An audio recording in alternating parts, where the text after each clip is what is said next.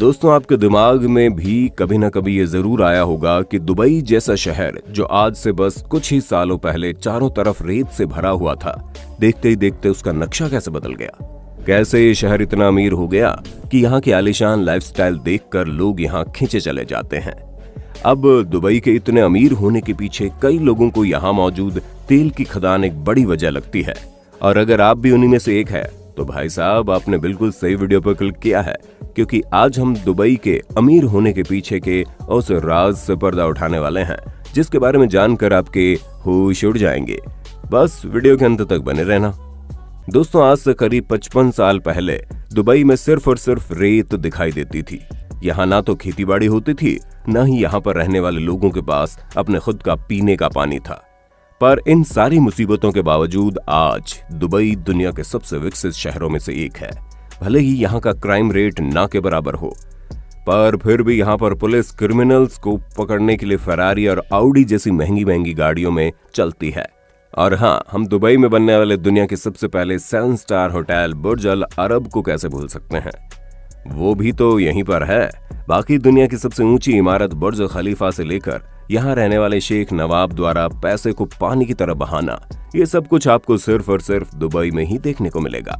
पर इन सब के पीछे सवाल ये आता है कि आखिर दुबई के पास इतना सारा पैसा आया तो आया कहां से।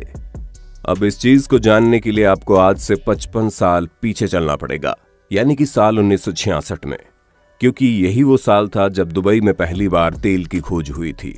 और इसके ठीक 3 साल बाद 1969 दुबई ने तेल का निर्यात शुरू कर दिया। और आप यकीन नहीं मानेंगे, इनका पहला ही शिपमेंट 1,80,000 बैरल्स का था। साल 1971 में दुबई यूनाइटेड अरब अमीरात यानी यूएई का हिस्सा बना।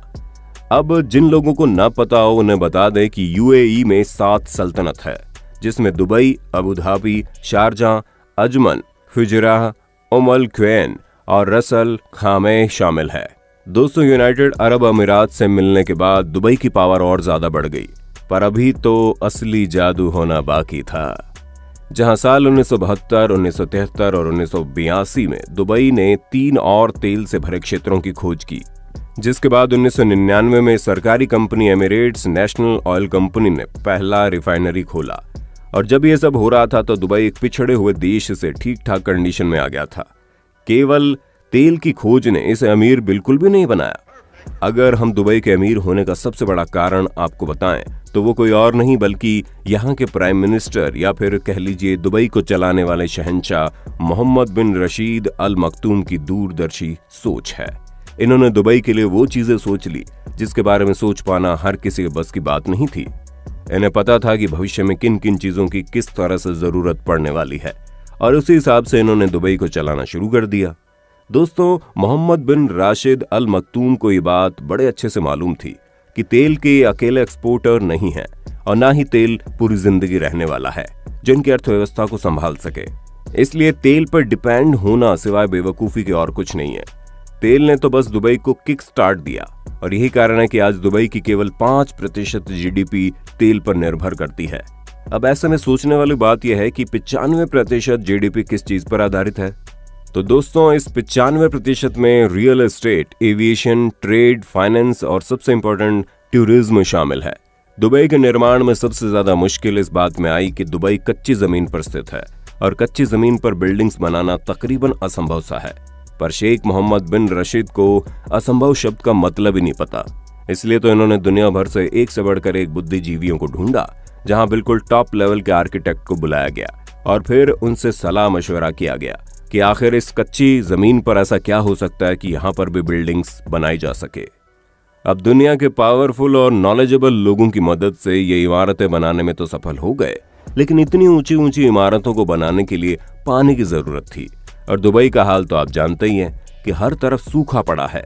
इसी पर गौर करते हुए शेख के दिमाग में ख्याल आया, और फिर इन्होंने एक्सपर्ट से ये पूछा कि ईस्टर्न रेंज के पहाड़ों के बीच जो वैली है वो अपने आप कैसे बनी।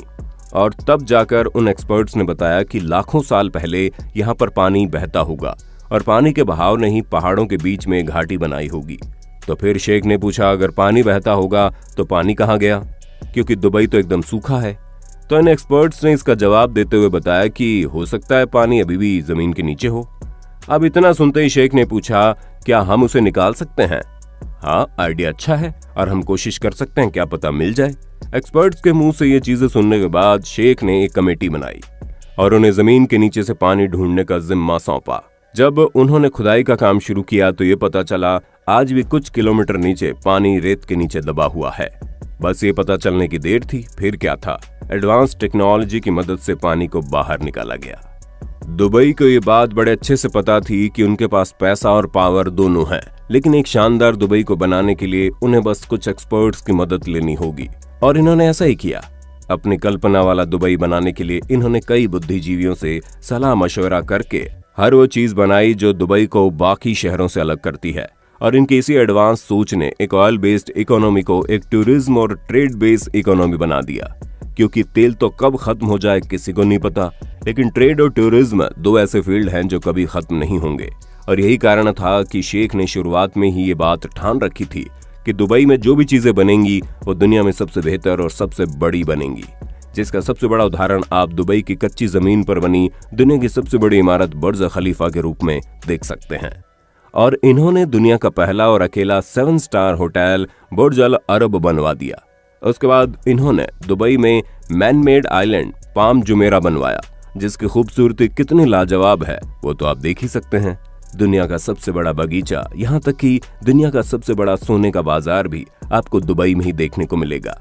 Under water hotel, under water bridge और अंडर वाटर टेनिस कोर्ट भी इन्होंने दुबई में बनवा दिया।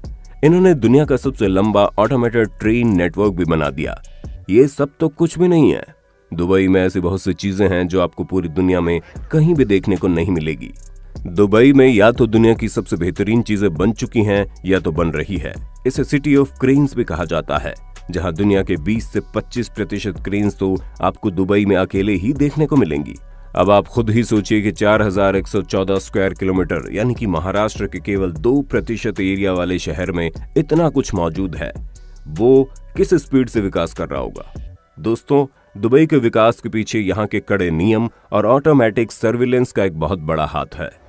यहाँ पर पब्लिक ट्रांसपोर्ट में खाना या पीना गैर कानूनी है, वहीं हमारे भारत में जिसको जहां मर्जी हो वहीं खाना शुरू कर देता है। अरे खाना तो छोड़िए, यहाँ पर लोग पैंट खोलकर पेशाब करने से पहले तक नहीं सोचते, तो खाना तो दूर की बात है। दोस्तों, दुबई में गंदी गाड़ी रखना गैर कानूनी है। अगर आप यहाँ पर अपनी गाड़ी साफ नहीं करते हैं तो आपके अकाउंट से अपने आप ही पैसे कट जाएंगे।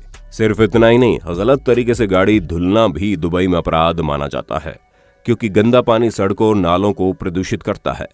दोस्तों, दुबई का क्राइम रेट बहुत ही कम है, क्योंकि यहाँ पर सजा तुरंत तो सुनाई जाती है, ना कि सालों तक कोर्ट के चक्कर लगवाए जाते हैं।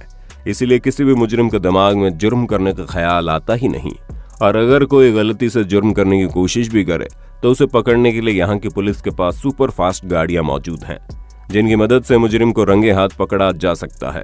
वैसे यहाँ पर स्मार्ट पुलिस स्टेशन भी बनाए गए हैं, जहाँ कोई पुलिस वाला तो नहीं है, लेकिन मशीनें लगाई गई हैं, जहाँ आप मशीनों की मदद से किसी भी क्राइम की रिपोर्ट दर्ज करवा सकते हैं। दोस्तों, दुबई ने स्मार्ट सर्विलेंस भी लागू किया है, जिससे आप कोई भी नियम तोड़ते हैं तो आपके बैंक अकाउंट से पैसा कट जाएगा। दुबई में इतना कुछ होने के बावजूद यहाँ के प्राइम मिनिस्टर को चैन नहीं आया, तभी तो यहाँ अब अलादीन की कहानी पर बेस्ड अलादीन सिटी बनने जा रही है। उसके अलावा यहाँ पर बॉलीवुड थीम पार्क भी बनने जा रहा है, और ऐसे बहुत से प्रोजेक्ट दुबई में अब बनने वाले हैं जिसे देख दुनिया चौंक जाएगी। बस बात सिर्फ इतनी है कि इस महामारी के चलते ये काम थोड़ा रुक गया है, वरना अब तक दुबई और भी ज्यादा शानदार बन चुका होता। तो दोस्तों, दुबई के बारे में सारी बातें जानने के बाद आपका दुबई के बारे में क्या कहना है, हम कमेंट में जरूर जानना चाहेंगे। और इसी तरह की शानदार वीडियोस को लगातार देखते रहने के लिए अपने होस्ट और दोस्त सैम के इस चैनल को लाइक, शेयर, सब्सक्राइब करना ना भूलें। धन्यवाद।